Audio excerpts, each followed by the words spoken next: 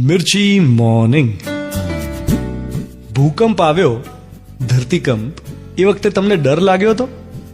આ સવાલનો જવાબ જે એમ આપે કે ના, આપણે તો કોઈ વસ્તુથી ડરતા જ નથી ને, ભૂકંપ આપણને ડરાવી જ ના શકે, આવું કહેનાર વ્યક્તિ જુઠ્ઠો છે એમ માનવું.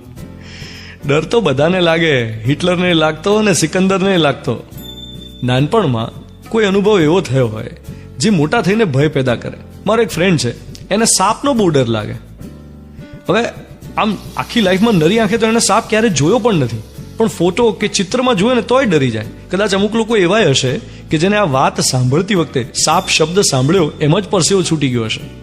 કદાચ આજે રાત્રે સપનામાં સાપ આવે ખરો. ડરનું ઉદ્ભવ સ્થાન બચપણ છે.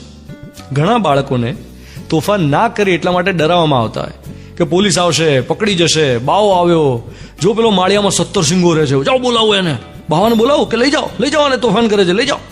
આ મા બાપો, માસી માસાઓ, નાના નાનીઓ, દાદા દાદીઓ એ સમજતા નથી કે કાયમ માટે બાળકના મનના માળિયામાં ડરની ઓફિશિયલ એન્ટ્રી થઈ ગઈ.